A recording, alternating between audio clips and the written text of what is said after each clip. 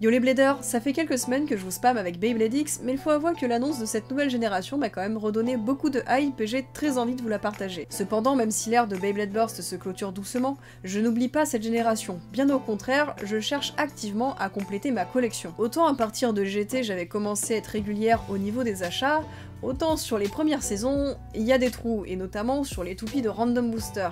Et vu le prix que ces toupies ont atteint, ça me faisait vraiment chier de devoir dépenser autant pour une seule toupie en particulier. Et qu'est-ce qu'on fait quand on est un blader fauché et qu'on cherche à compléter sa collection? On regarde les lots d'occasion. Il y en a à tous les prix, avec tout et n'importe quoi dedans. Perso, je cherche du Takara Tomy, alors je regarde les lots sur eBay en provenance de l'Asie. Vous pouvez aussi en trouver sur d'autres plateformes plus avantageuses comme Bully. Perso, je vise les lots entre 100 et 200 € avec au moins une trentaine de toupies pour être rentable sur l'achat.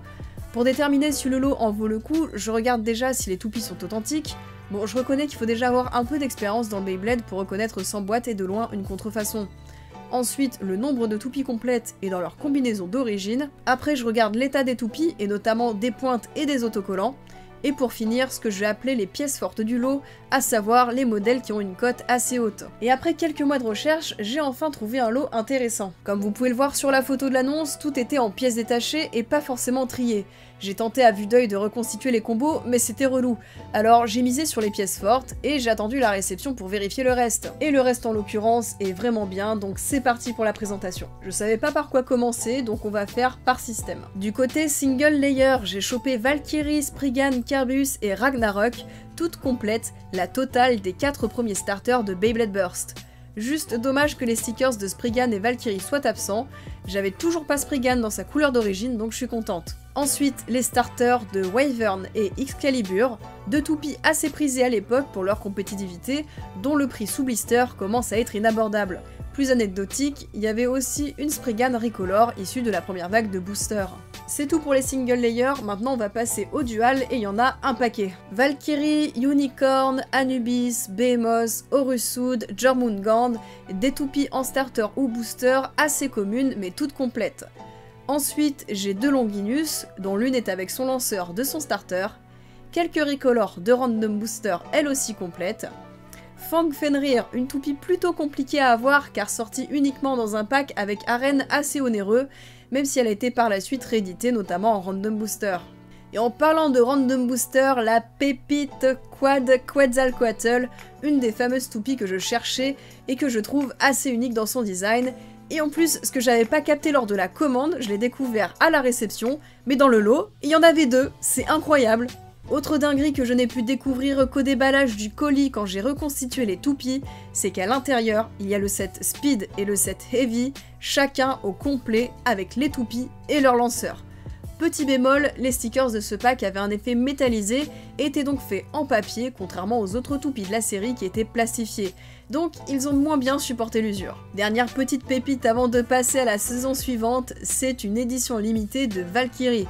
Un peu usée, mais je l'avais pas, donc c'est toujours bon à prendre. Passons maintenant à la saison Beyblade Burst God. God Valkyrie, Craze Satan, Blaze Ragnarok, Alter Chronos, Galaxy Zeus et Drain Fafnir.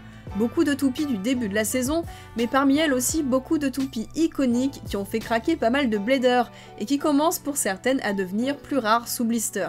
J'ai également Legend Spriggan avec le lanceur de son starter, mais avec une crémaillère qui n'est pas d'origine. Une toupie que je n'avais pas vue au premier coup d'œil, la Valkyrie du Mugen Bay Stadium avec la Strike God Ship, qui est un item vraiment chaud à trouver, ça fait plaisir de la voir. J'ai toujours aimé cette version, il y a juste pas le Stadium avec, mais tant pis, de toute façon je le voulais pas. Mais la toupie que je préfère dans cette série des Gold Layers, c'est pas elle, c'est Tornado Wyvern. Je l'avais en Hasbro, mais je me suis juré de la trouver un jour en Takara.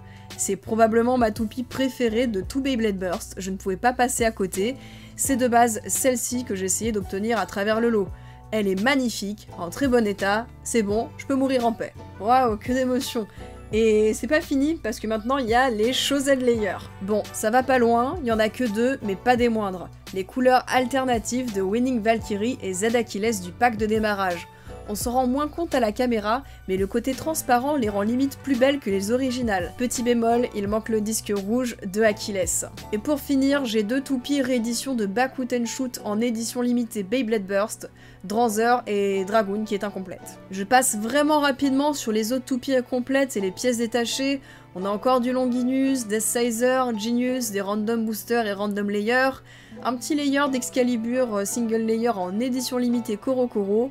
Bon, rien de trop exceptionnel en soi. Et ce lot était fourni aussi avec un petit peu d'accessoires. Plusieurs lanceurs à ficelle de première génération, le Sword Launcher de Xeno Excalibur et sa Recolor sortie plus tard à l'unité, un carabineur grip, ce type de lanceur je trouve trop sous-coté, ayant des petites mains je le trouve très pratique, il ne prend pas trop de place au-dessus de l'arène. Un autre grip alternatif que j'ai jamais eu entre les mains, et vous allez comprendre pourquoi.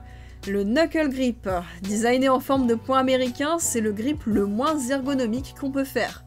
Le bras de levier entre la main et le point d'accroche de la toupie est trop important, trop instable, j'ai jamais vu quelqu'un l'utiliser premier degré.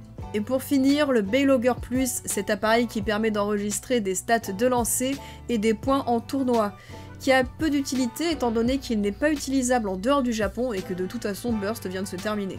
Je suis très contente de ce lot. En définitive, beaucoup de toupies complètes et surtout il me permet de compléter ma collection de toupies prioritaires. Donc je le répète, mais à moins que vous achetiez vos toupies dans un but de collection, dans quel cas les avoir neufs sous blister est plus intéressant, les lots d'occasion, si vous cherchez à avoir un grand panel de pièces à jouer, c'est vraiment le must, c'est le plus rentable. Peu importe la génération de Beyblade qui vous intéresse d'ailleurs, mais je trouve que c'est d'autant plus pertinent pour Burst, puisque c'est la génération qui compte le plus de saisons et donc le plus de systèmes et le plus de modèles de toupies. Sur ce, moi je vais aller tester mes petites toupies, c'était Ryuk et je vous dis à la prochaine pour d'autres vidéos.